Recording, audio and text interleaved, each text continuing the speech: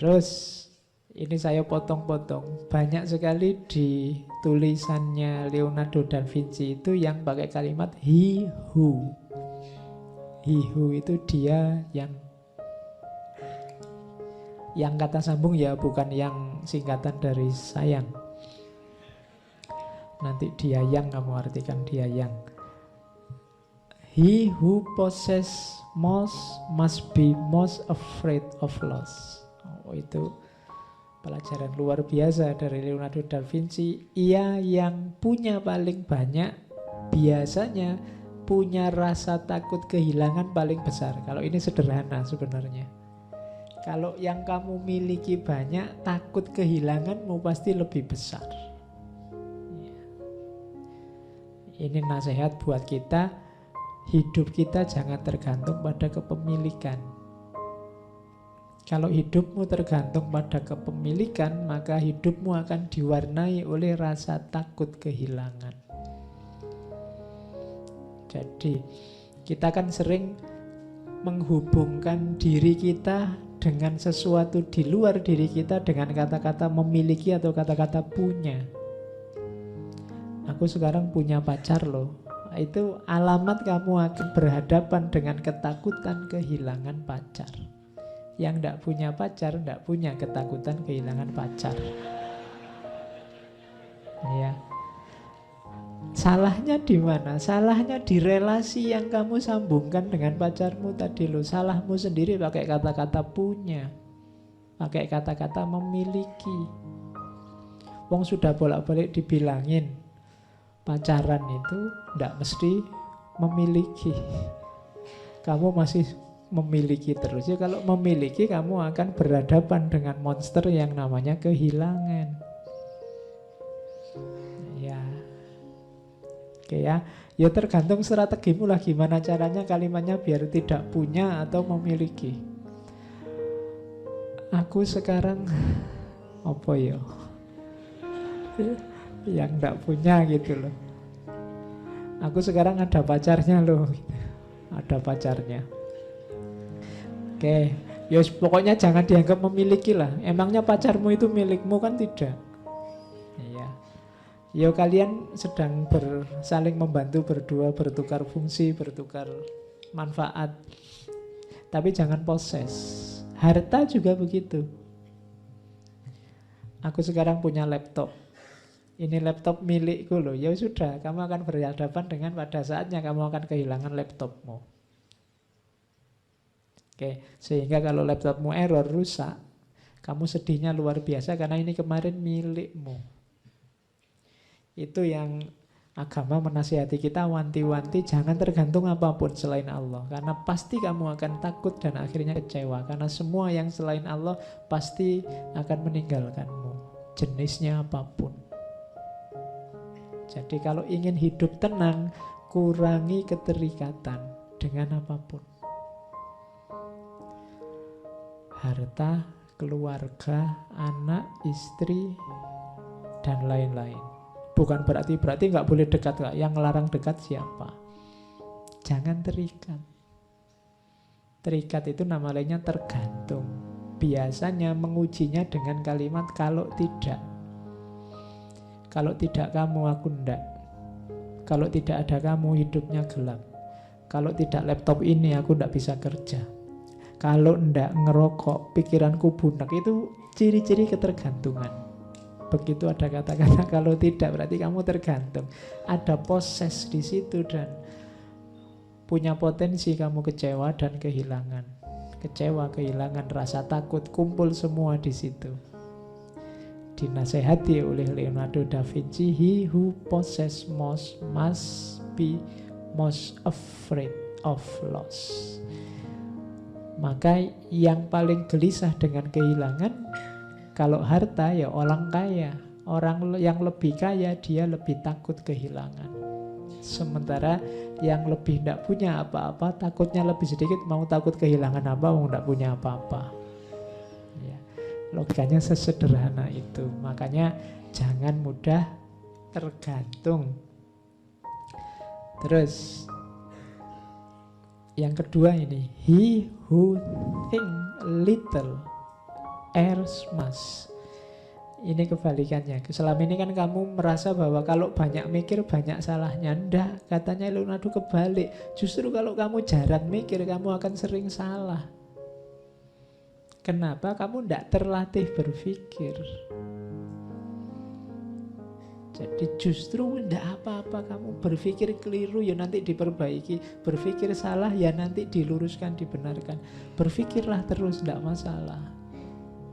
Lama-lama kamu bisa terlatih berpikir kritis, berpikir benar, berpikir lurus. Kalau kamu jarang berpikir, akal otaknya jarang digunakan, ya masih mudah tersesat dalam berpikir. Jadi jangan takut berpikir. Nanti kan banyak mikir banyak kelirunya. Iya, tapi setelah keliru akan ada perbaikan. Tapi kalau kamu tidak pernah mikir, kamu tidak tahu salahmu di mana. Begitu saatnya kamu mikir, kamu akan salah.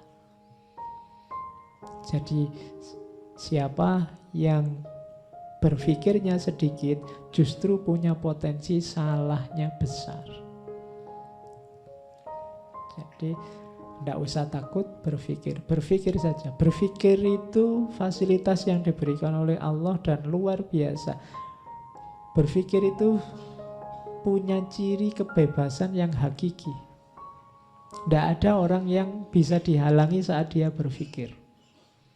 Kalau fisikmu bisa dihalangi, bisa dipenjara, bisa dicegah, tapi kalau pikiran tidak.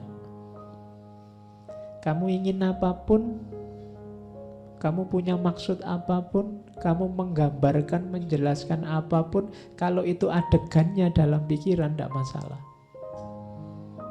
Di situ ada kebebasan. Maka berpikirlah.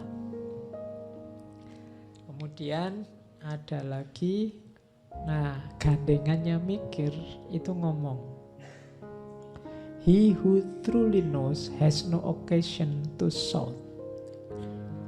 Dia, siapapun yang sudah tahu dengan pasti, biasanya tidak ada lagi kesempatan untuk teriak-teriak.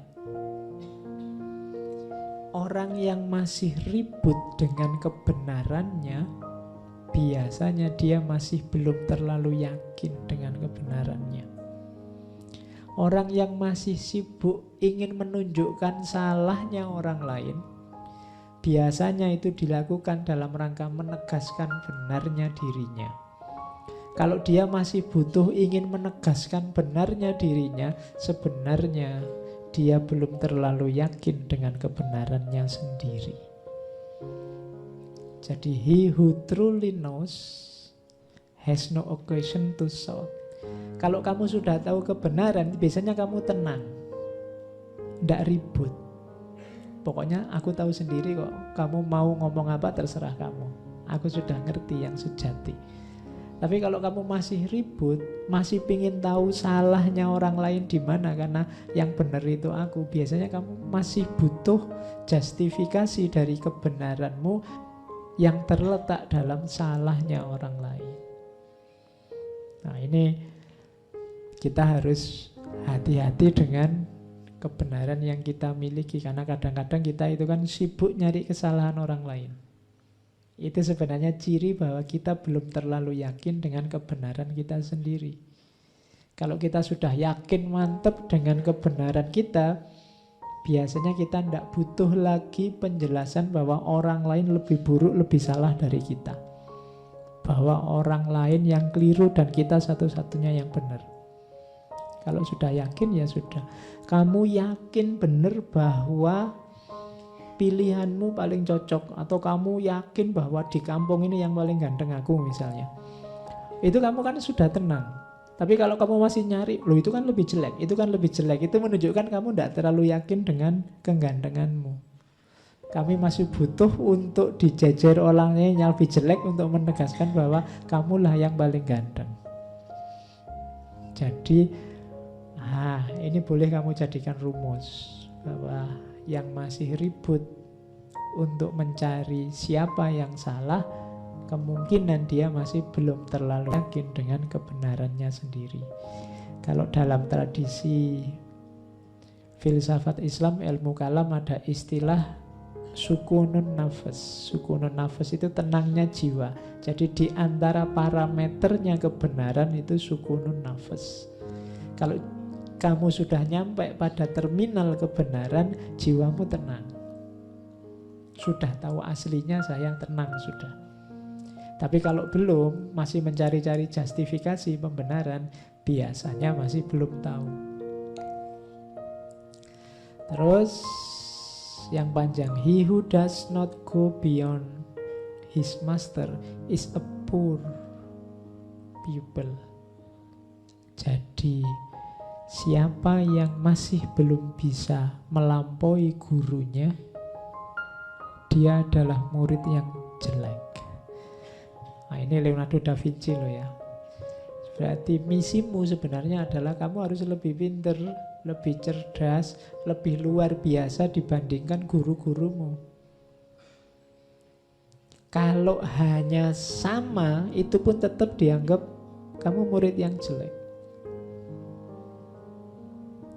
Kenapa bisa begitu loh? Gurumu itu anak zamannya. Dia sampai dalam keilmuannya sebatas wawasan dinamika kehidupannya. Sementara hidup itu dinamis, maka wawasanmu harusnya nambahi wawasan gurumu, sehingga kamu harusnya lebih luas dari gurumu. Itu menunjukkan gurumu sukses. Kalau hanya sama, berarti kamu hanya mengcopy paste gagasan-gagasannya gurumu. Kamu harus lebih itu melampaui. Cuma kan kamu selalu bilang, apa yang mungkin Pak, saya bisa melampaui guruku. Ya kalau saya bilang tadi ya, kalau kamu sudah bilang begitu ya ndak mungkin sudah. Kamu mimpi aja ndak berani ya ndak mungkin. Mungkin. Kalau kamu ndak bisa melampaui gurumu, kenapa kok disebut murid yang jelek? Berarti kamu hanya mengulang, menghafalkan yang disampaikan oleh gurumu. Ndak bisa mengembangkan. Guru yang sukses adalah guru yang ilmunya mampu menginspirasi murid-muridnya. Menginspirasi itu bukan cuma mengulang kata-katanya, tapi melahir gagasan-gagasan baru yang dipicu oleh wawasan keilmuan yang disampaikan oleh gurunya. Makanya murid yang baik itu yang melampaui gurunya. Jadi kalian misalnya diperintah oleh takmir-takmir, barang siapa yang ingin mentranskrip ngaji ini, silahkan. Itu tulisan yang bagus, yang kamu tidak copy paste apa yang saya omongkan. Kalau hanya copy paste yang saya omongkan, orang lebih suka ngapain baca tulisanmu, dengar rekamannya selesai. Tapi kamu olah versimu, tidak masalah. Namaku tidak usah disebut, nggak masalah. Terinspirasi itu kan bukan hanya ikut, tapi lahir gagasan baru, lahir pencerahan baru versimu. Yo nanti namanya pakai namamu. Nah itulah, he who does not go beyond his master is poor pupil. Kalau yang ungu itu, he who does not value life does not deserve it. Orang yang tidak menghargai kehidupan tidak layak untuk hidup. Wong gak kamu hargai. Oke, ini penjelasannya kalian sudah ngerti. He who wishes to be rich within a day will be hanged within a year. Siapa yang ingin kaya mendadak, dalam sehari dia ingin langsung kaya, maka tunggulah setahun lagi dia akan digantung. Tidak ada jalan instan untuk sukses. Jangan mudah tertipu oleh iklan-iklan promosi. Kaya mendadak, ikut ini sebentar saja langsung wis tau. Wis ndak ono rumus kayak gitu, ndak ada. Orang paling jenius di dunia Leonardo da Vinci ngomongnya semacam itu. Kamu bulan kayak gini masih ketipu. Ndak ada yang instan. Langsung sukses, langsung jaya, langsung dari mana jalannya langsung. Ujung-ujungnya ketipu. Ndak ada. Kalau ada yang menjanjikan setahun, sehari kamu bisa kaya, setahun depan orang ini mesti sudah digantung, katanya Leonardo. Jadi ndaklah, jangan ketipu yang gitu-gitu. Semua ada prosesnya. Untuk jadi seorang Leonardo da Vinci juga ada proses panjang, ada banyak rasa sakit yang harus dia alami.